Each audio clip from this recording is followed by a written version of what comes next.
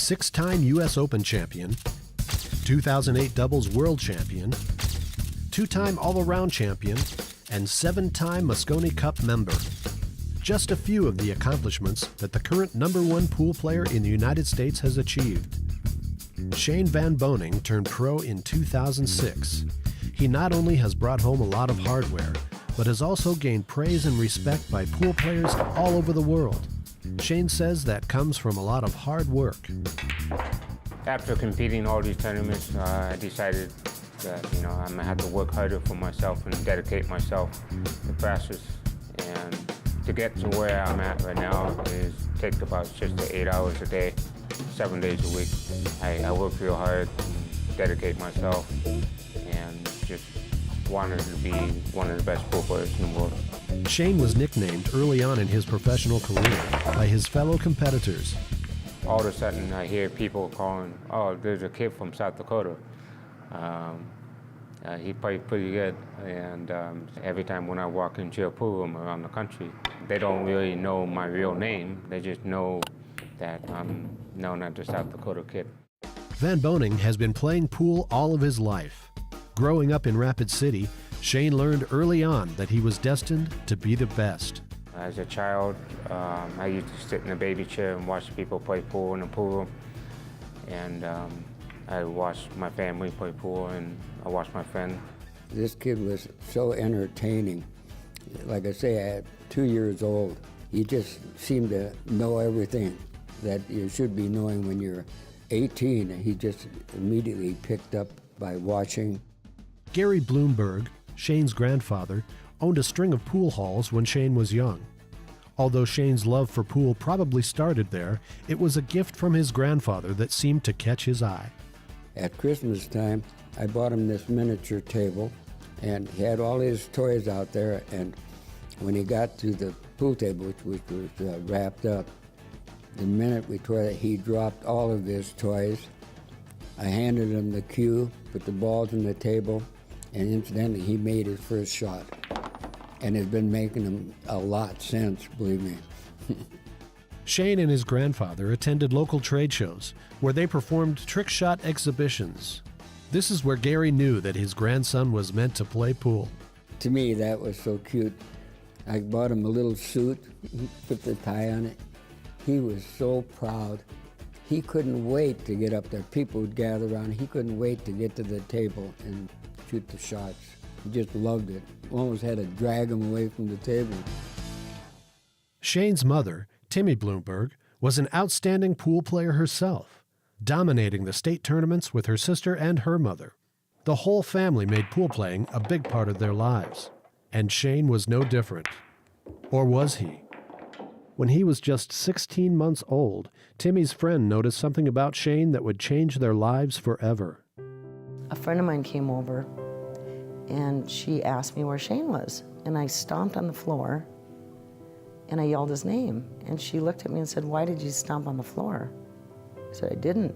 "Yeah, you did." And then she said, he can't hear. Shane was born with near total loss of hearing in both ears. A normal conversation like this would be at around 30 to 40. And without hearing aids, Shane hears at 80 and 85. So with his hearing aids, I think it brings it down to about 30. So there's still that lower part of a conversation though. It wasn't easy growing up with a hearing impairment. Shane found comfort in the game of pool. My hearing impairment, when I go in school, is there were a lot of bullies in my days.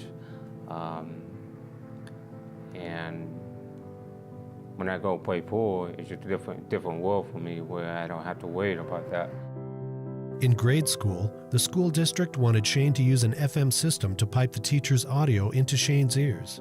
But Timmy thought that would label him as handicapped and wanted him to learn and function by himself. We had different battles while he was growing up because they wanted to treat him handicapped, and I wanted him to be functioning normal. The way he articulates now, I think, is pretty good, as severe as a hearing loss that he has.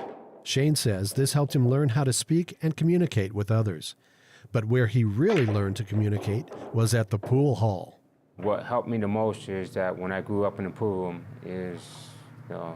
I grew up with my friends, and this is where I can get my better communication with people.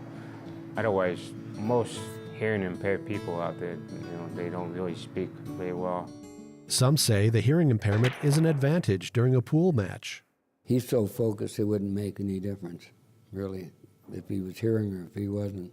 If I have an important match, if I really want to win, I usually turn them off.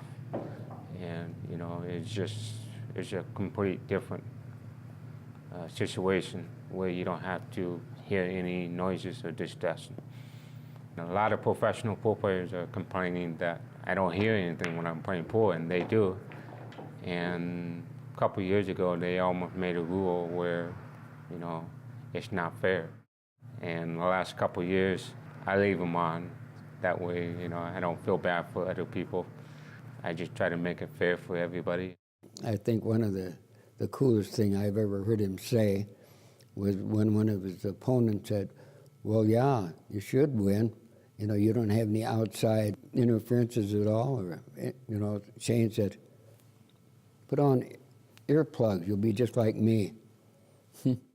Being a role model isn't something Shane aspires to do, but something he has grown into because of his hard work, his attitude towards others, and the respect from his fellow competitors.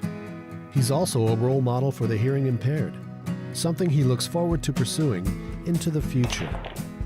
The role model thing that he's got going on with that, it's not just that, little kids can look up to him and go, I want to be a world champion like him.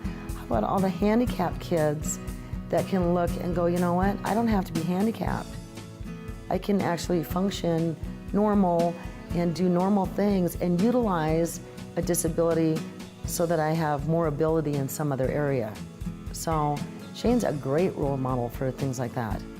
I want to help other hearing impaired kids and have them have a good future for themselves and let them know that you can do whatever you want. And I think that's important for me.